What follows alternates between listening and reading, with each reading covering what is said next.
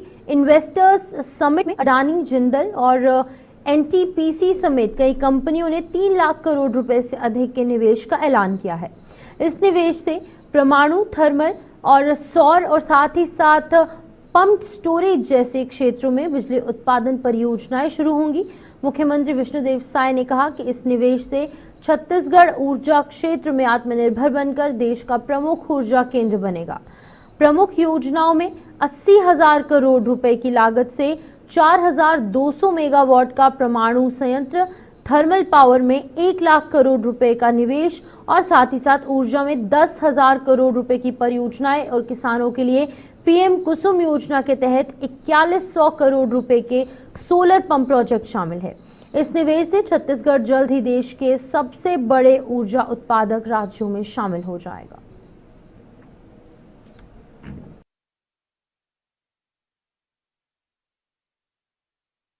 आज छत्तीसगढ़ प्रदेश के लिए और विशेषकर पावर सेक्टर के लिए आज का ये दिन ऐतिहासिक दिन है, क्योंकि आज यहाँ पर छत्तीसगढ़ एनर्जी इन्वेस्टर समिट का आयोजन किया गया था, जिसमें देश भर से पावर सेक्टर के उद्योगपतिगण यहाँ पर पधारे और आज nuclear, thermal, solar, hydro power उत्पादन के क्षेत्र में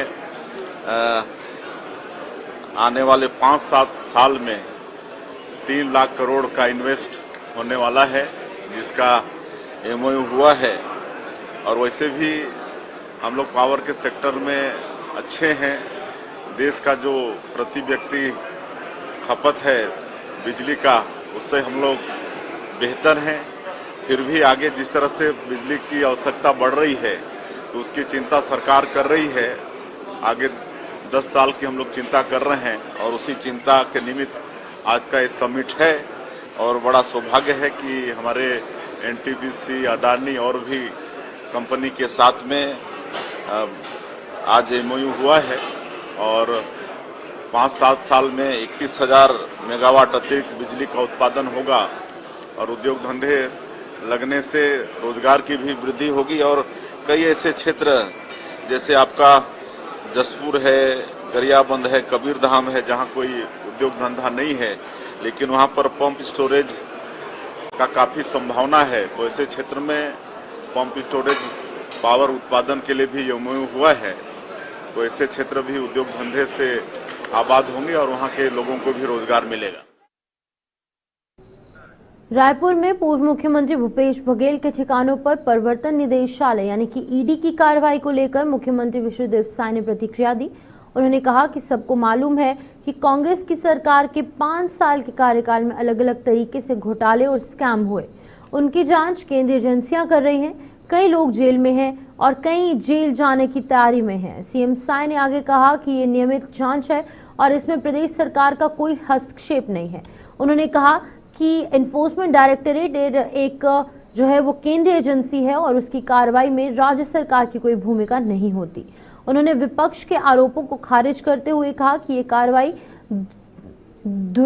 दुर्भावनापूर्ण नहीं है, बल्कि कानूनी प्रक्रिया है।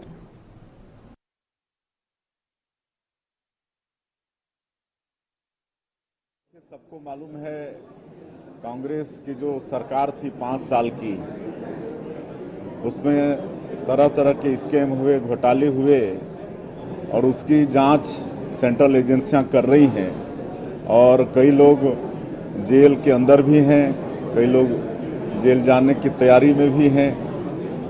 तो उसी निमित्त ईडी की जांच हो रही है और इसमें प्रदेश का कोई दखल नहीं है। प्रदेश का जिस तरह से आरोप की दुर्भावनाओं से हो रहा है, ये सेंट्रल एजेंसी जांच कर रही है। कांग्रेस ने बहिष्कार कर दिया, विधायकों ने किया जा रहा है, ऐसा कहा जा रहा है। आप भी अंदाजा लगा सकते हैं कि ईडी सेंट्रल एजेंसी है, उसमें प्रदेश का कोई लेना देना उससे नहीं।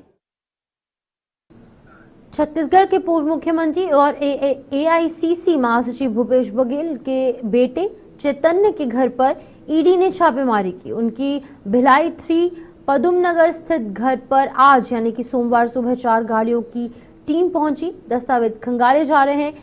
चैतन्य बघेल से जुड़े कई ठिकानों समेत 14 अलग अलग जगहों पर छापेमारी की गई।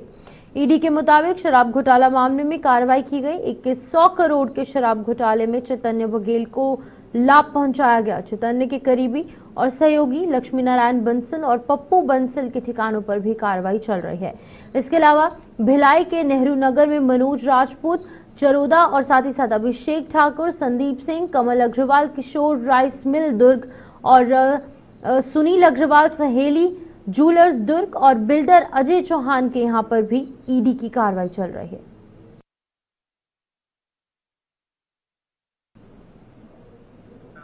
छत्तीसगढ़ में ईओडब्ल्यू और एसीबी के संयुक्त टीम ने पुनः एक बार सक्रियता दिखाते हुए 7 कई ठिकानों पर छापेमारी की। इस क्रम में टीम ने रायगढ़ के सस्पेंडेड डीएफओ अशोक पटेल के घर में छापेमारी की।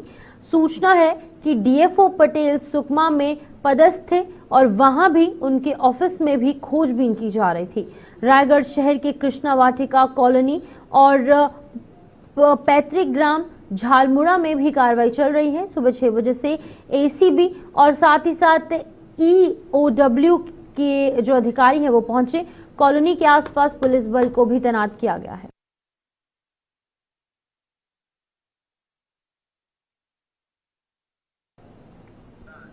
छत्तीसगढ़ के पूर्व मुख्यमंत्री और कांग्रेस के राष्ट्रीय महासचिव भूपेश बघेल के करीबी ठिकानों पर ईडी ने छापेमारी की है। ये कार्रवाई कथित वित्तीय अनियमितताओं और मनी लॉन्ड्रिंग के मामले से जुड़ी हुई है। ईडी की टीम ने रायपुर स्थित कई अन्य स्थानों पर एक साथ दबिश दी। इस कार्रवाई को लेकर राजनीतिक हलकों में हलचल मची है। भूपेश बघेल ने इस छापेमारी को राजनीतिक षड्यंत्र करार दिया है। मामले की जांच जारी है। कांग्रेस नेता सोशल मीडिया और बयान के द्वारा केंद्र सरकार हमला बोल रहे हैं। सुबह से आज 6:30 बजे से भिलाई में भूपेश बघेल जी के यहाँ ईडी की रेड हो रही है। कोई हैरानी की बात नहीं है। विपक्ष के यहाँ ईडी को ही भेजने का एक परंपरा भारतीय जनता पार्टी ने शुरू कर रखी है। यह रेड किस केस में है किसी को नहीं मालूम, क्यों हो रही है नहीं मालूम। आज से कुछ दिनों पहले कोर्ट ने सीबीआई का एक केस जो बघेल साहब के खिलाफ था उसको खारिज कर दिया था। कोई केस बघेल साहब के खिलाफ अभी नहीं है, लेकिन फिर भी आज ईडी की रेड उनके यहां हो रही है। हो सकता है आज संसद का सत्र शुरू हो रहा है। बीजेपी को जो चारों तरफ से घिरी हुई है उन्हें एक डिस्ट्रैक्शन चाहिए, ध्यान हटाना है, हेडलाइंस बदलनी है। ये उसी का एक षड्यंत्र बिल्कुल संभव है। यह भी हो सकता है कि क्योंकि भूपेश बघेल जी अब पंजाब में अपनी राजनीतिक गतिविधियां शुरू कर रहे हैं, प्रभारी बने हैं, तो उनको वहां डिस्टर्ब करने की कोशिश की जा रही हो।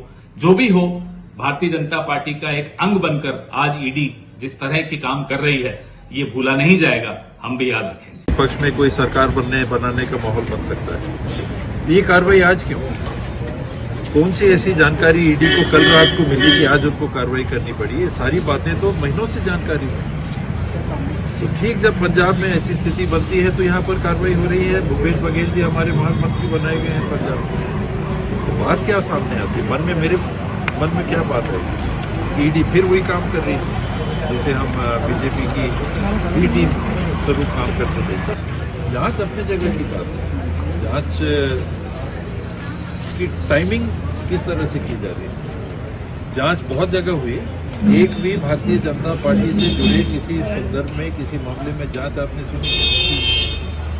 केवल घोटाले नॉन बीजेपी वाले लोगों के यहाँ ही होते हैं। ये पाक साफ है।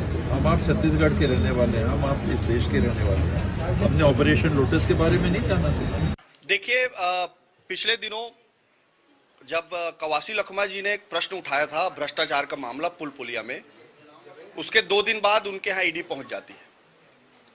शुक्रवार को आखिरी सदन था उस दिन माननीय मुख्यमंत्री जी प्रधानमंत्री आवास का प्रश्न उठाते हैं।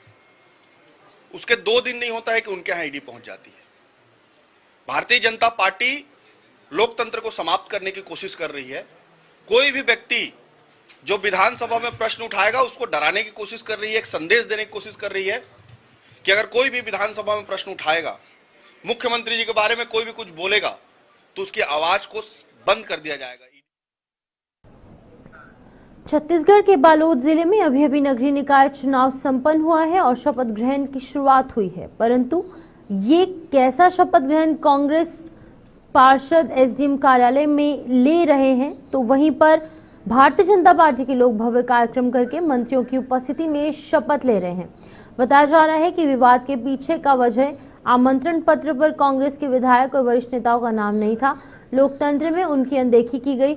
इसको लेकर उन लोगों ने अपना एतराज जताया। उनका कहना है कि भारतीय जनता पार्टी सत्ता का दुरुपयोग कर रही है, इसलिए उन्हें अपने स्तर पर शपथ ग्रहण करना पड़ा। भारतीय जनता पार्टी का कहना है कि नगरपालिका प्रशासन ने निष्पक्ष रूप से निर्णय लिया, कांग्रेस केवल राजनीतिक नौटंकी कर रही है। कांग्रेसी पार्षदों ने कलेक्टर से अपने शपथ ग्रहण समारोह के लिए अलग व्यवस्था किए जाने की मांग की, जिसके बाद कि एसडीएम कार्यालय में कांग्रेस का शपथ ग्रहण आयोजन हुआ। बालोद की नई नगर सरकार श्रीमती प्रतिभा चौधरी जी अध्यक्ष और सभी पार्षदों का शपथ ग्रहण समारोह संपन्न हुआ है। नई सरकार को बधाई देने, शुभकामनाएं देने मैं दिल्ली राजहरा और बालोद आया हुआ हूं। नई सरकार को बहुत बधाई और शुभकामनाएं। पिछले 14 महीने में विष्णुदेव साय जी के नेतृत्व में हमारी सरकार ने शहरों के विकास के लिए बिना किसी भेदभाव के 7,500 करोड़ रुपए से अधिक की राशि अलग अलग योजनाओं में दी है। हमारा शहर सुंदर बने, स्वच्छ बने, सुविधापूर्ण बने, इसके लिए पूरी प्रतिबद्धता से नई सरकार काम करेगी और विष्णुदेव साय जी के नेतृत्व वाली सरकार नगर सरकारों को हर संभव मदद पहुंचाएगी। और देखिए, लोकतंत्र है और लोकतंत्र का बुनियाद रहता है और इसमें हार जीत लगा रहता है। और पहले जैसे हमारी सरकार थी, आज उनकी सरकार है, तो वो अपना मनमानी कर रहे हैं जो चल रहा है। हमने देखा भी है कि उन्होंने कितने जो प्रोटोकॉल का पालन नहीं किया है। और मैं तो ये कहती हूँ, अगर छत्तीसगढ़ में प्रोटोकॉल का पालन नहीं हो रहा है तो प्रोटोकॉल को छत्तीसगढ़ से खत्म ही कर देना चाहिए, क्योंकि प्रोटोकॉल अनुसार विधायक रहता है और विधायक का नाम नहीं होने के कारण मेरे पार्षदगण उस शपथ ग्रहण का बहिष्कार किया।